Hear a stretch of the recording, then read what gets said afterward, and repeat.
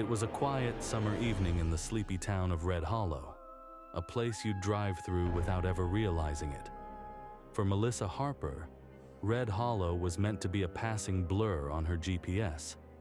But that night, her journey would spiral into a nightmare.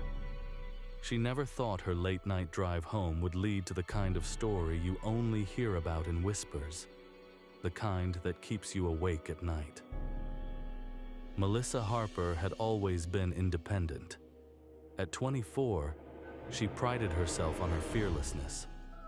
After a late dinner with her college friend Julie, she set out on the 45-minute drive back to her small apartment on the outskirts of Beckett. Her GPS suggested a shortcut, a winding back road that could save her 15 minutes.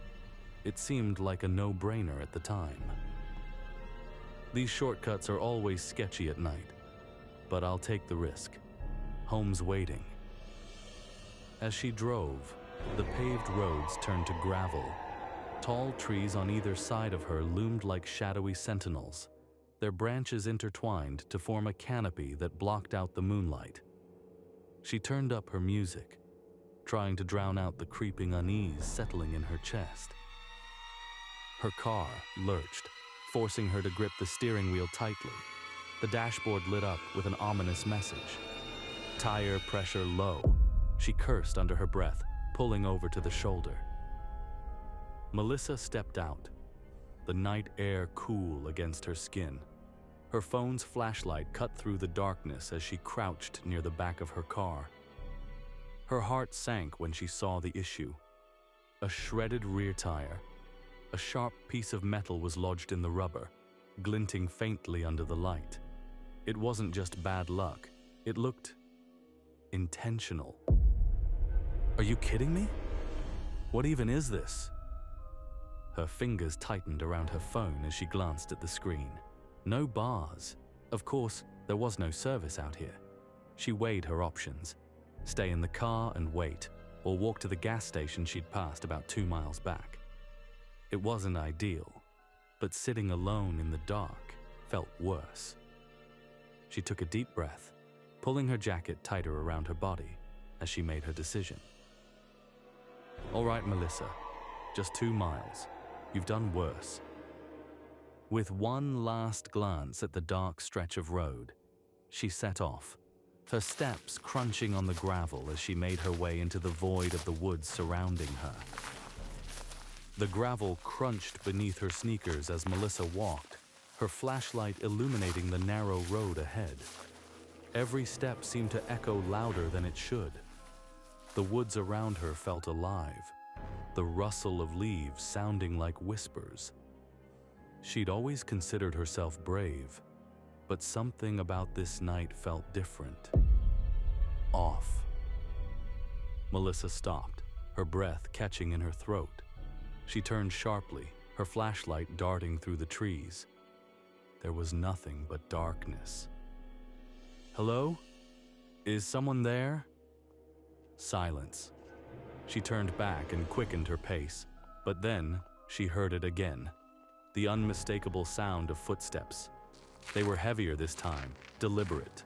Her pulse quickened. Who's there?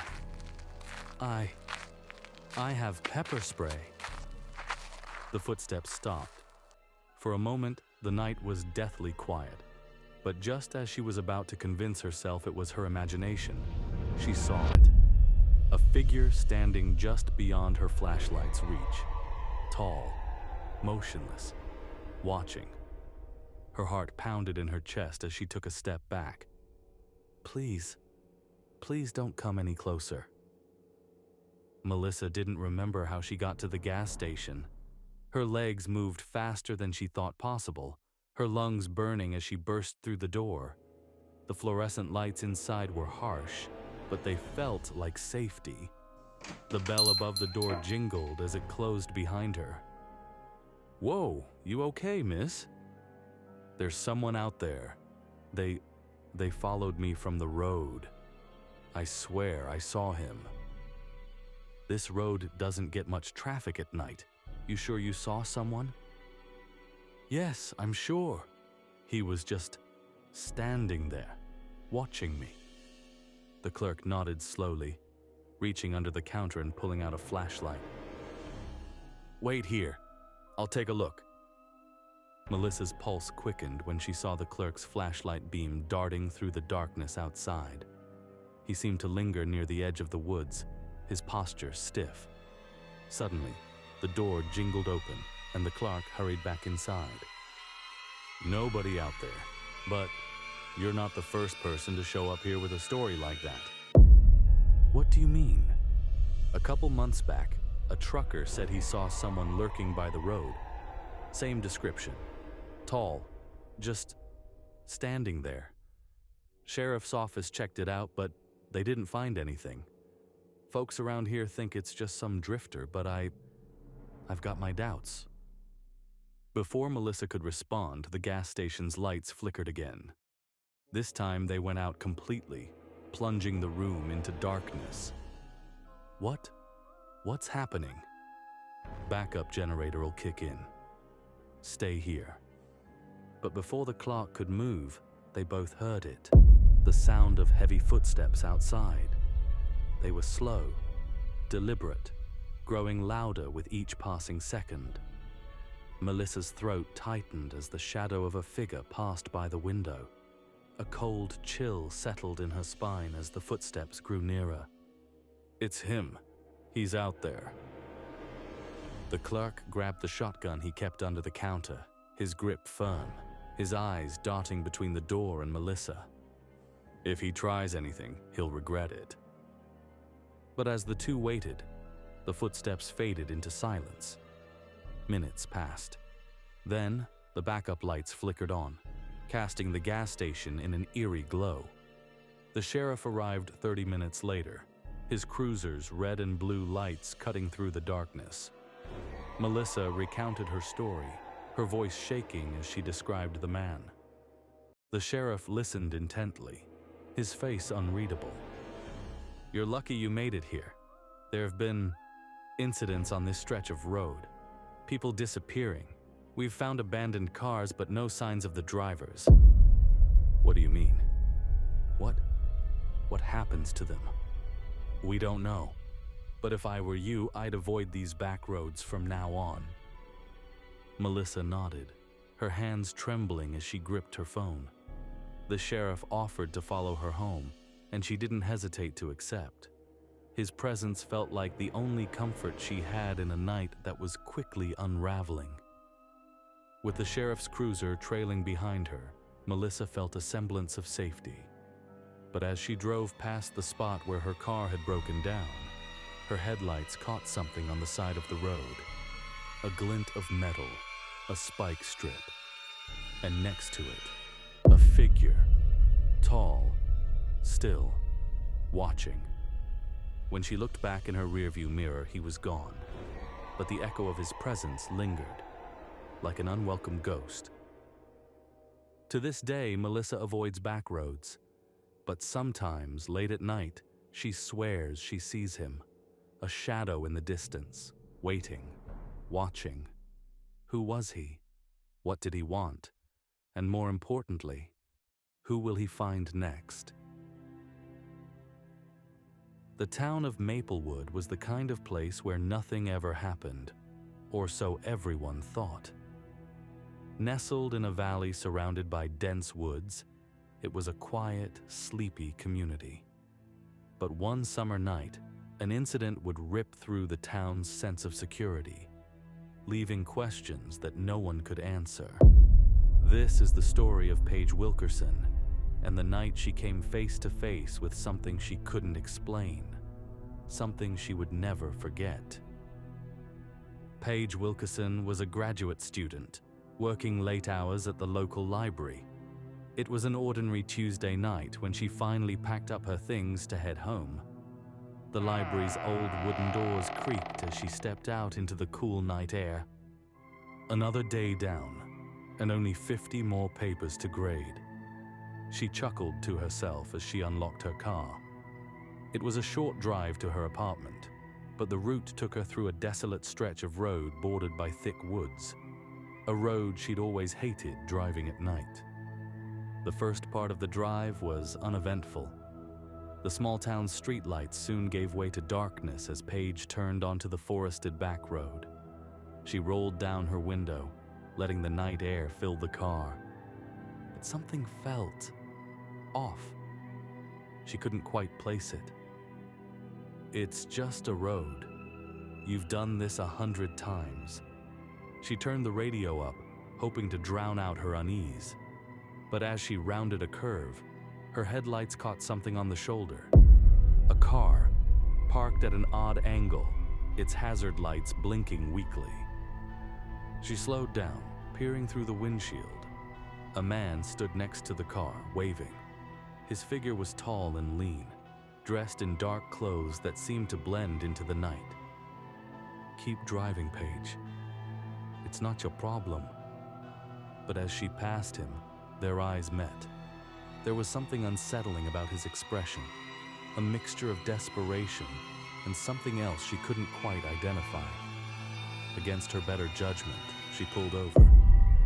She rolled down her window slightly, keeping her car in gear. "Hey, do you need help?" "Thank you for stopping. My car won't start. Could you give me a ride to the gas station?" Every instinct screamed at her to say no, but the man's calm demeanor and the emptiness of the road made her hesitate. She glanced at her phone. No service. If she didn't help, who would? "Okay, but just to the gas station." He nodded, his face unreadable as he opened the passenger door. The weight of him in the car made the air feel heavier. The drive to the gas station was silent. Paige kept her eyes on the road, her grip on the wheel tightening with each passing mile. "So, what happened to your car?" "Engine trouble. Happens sometimes." His answers were short, his tone devoid of emotion. As they approached a bend in the road, Paige noticed something in her rearview mirror. A set of headlights appeared behind them, distant but growing closer. Finally, another car. But as the vehicle approached, it slowed, trailing them at an unnervingly consistent distance. "Looks like someone else is out here tonight." "Don't worry about them. Just keep driving." Her stomach churned at his tone, but she nodded, focusing on the road ahead. The gas station came into view, its flickering neon sign a welcome sight. Paige pulled into the lot, relieved to see another car parked near the entrance. "Here we are. Good luck with your car." The man didn't move. Instead, he turned to her, his expression unreadable. "Thank you for the ride. You should be careful on these roads." Without another word, he got out and disappeared into the shadows. Paige exhaled, her hands trembling as she gripped the steering wheel. She watched as he entered the gas station, his figure silhouetted against the dim lights. Paige debated whether to wait until he was gone or leave immediately, but as she glanced at the other car in the lot, something caught her attention. Its windows were fogged, and a faint shape moved inside. Curiosity overtook her fear, and she stepped out of her car. Approaching the vehicle, she tapped lightly on the glass. "Hello? Are you okay?" The door creaked open, and a young woman stumbled out. Her face was pale, her eyes wide with terror. He's not who he says he is. Get out of here. Now." Before Paige could respond, the gas station door slammed open. The man stepped out, his gaze locking onto them. "Going somewhere?" The woman grabbed Paige's arm, pulling her toward her car. "We have to go, now!"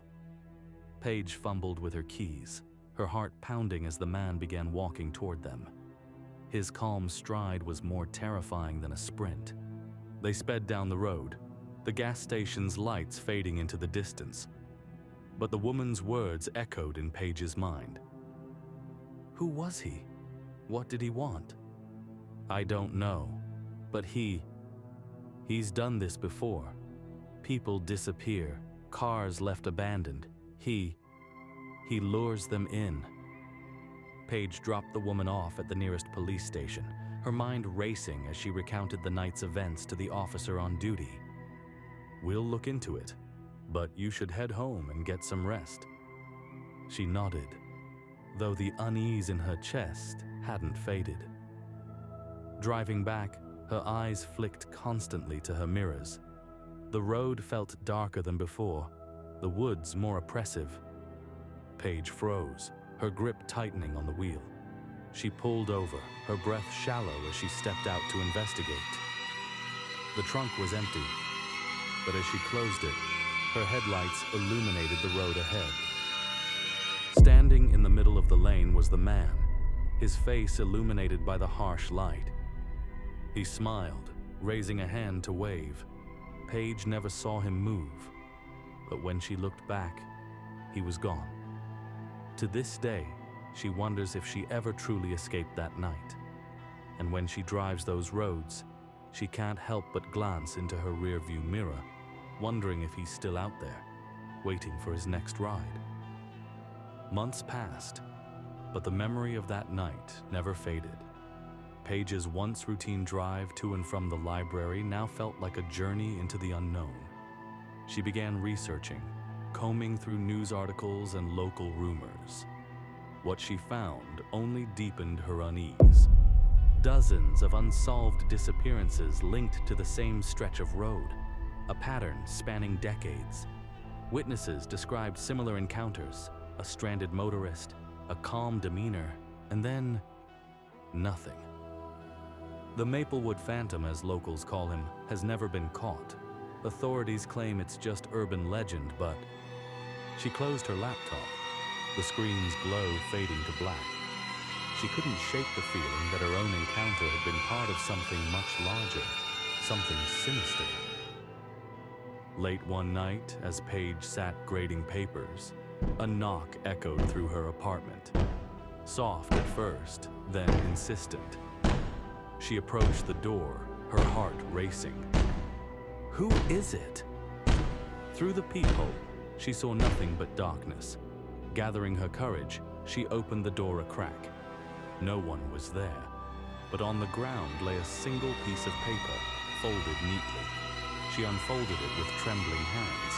Scrawled in shaky handwriting were 5 chilling words. "You should have kept driving." She bolted the door, her mind racing. Was it a prank? A coincidence? Or had the man somehow found her? She didn't sleep that night, and when morning came, she packed a bag and left town.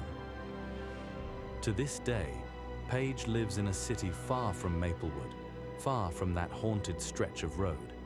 But no matter where she goes, the fear lingers. Every knock at her door, every car trailing too close, reminds her that some things, once encountered, never truly leave you. Every city has its secrets, hidden in plain sight.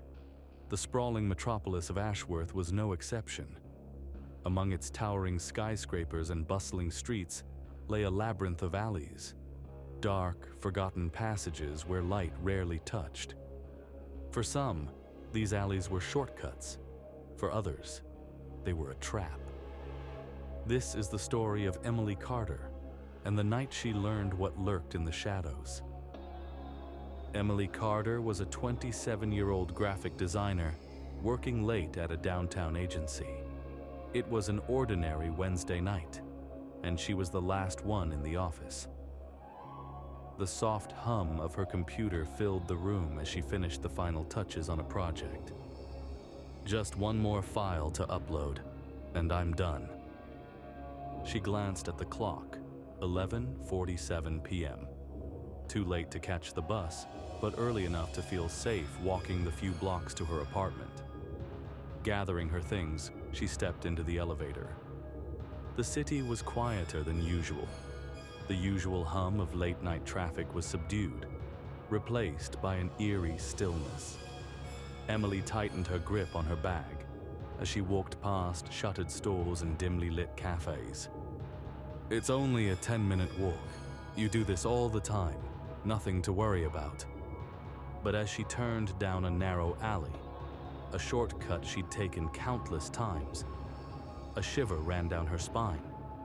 The air felt heavier here, the shadows deeper. She stopped, straining her ears. Was someone following her?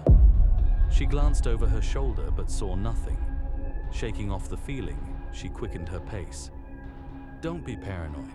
It's just your imagination. Halfway down the alley, she spotted a figure leaning against the wall. A man, mid-30s, wearing a dark hoodie. He seemed to be engrossed in his phone, but Emily's gut told her something was off. Just keep walking. Don't make eye contact. As she passed him, the man spoke. Hey, got a light? Sorry, I don't smoke. He smiled, but it didn't reach his eyes. No worries. Have a good night. She nodded, her pace quickening.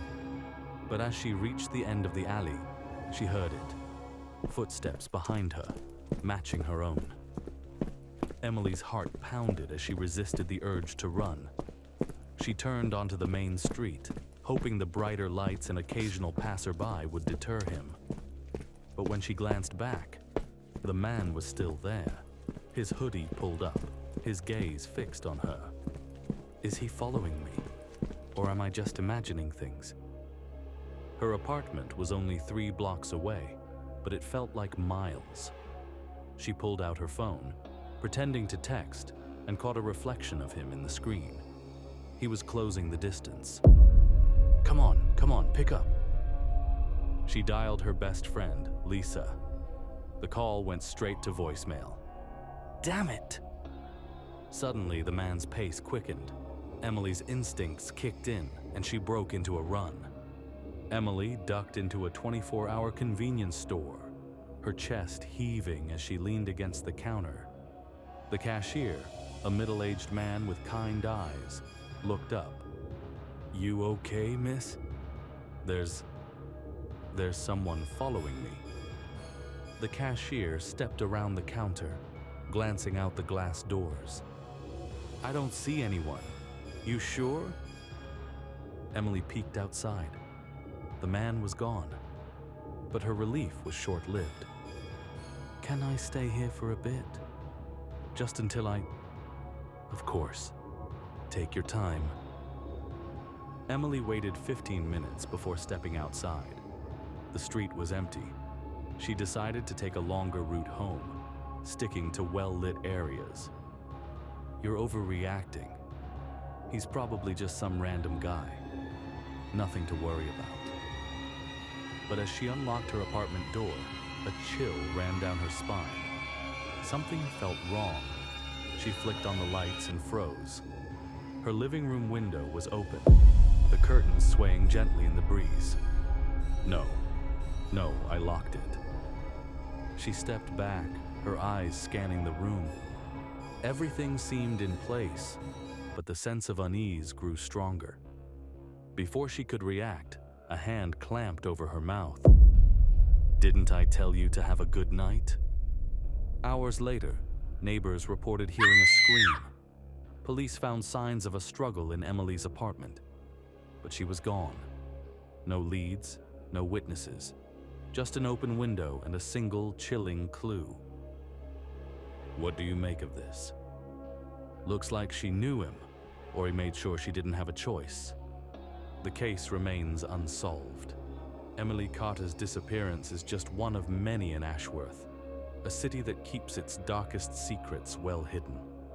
And for those who walk its alleys at night, the shadows are always watching. The days that followed Emily's disappearance were tense. Her friends and family plastered the city with missing person posters, her face smiling brightly from every street lamp and storefront window.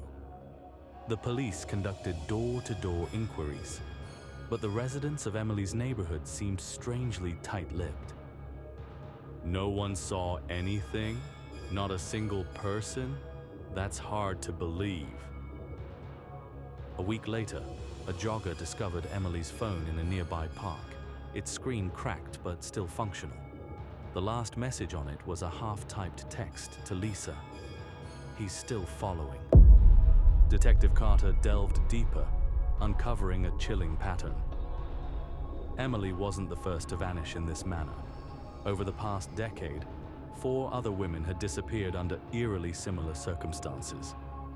Each case involved an alley, an unidentified man, and the same cryptic graffiti symbol found near Emily's building, a circle with an X through it. This isn't random, it's calculated. As the investigation progressed, an anonymous tip led the police to an abandoned warehouse on the city's outskirts. Inside, they found a chilling shrine. Photographs of Emily and other missing women, candles burned to stubs, and a single word scrawled across the wall in red paint: "Chosen."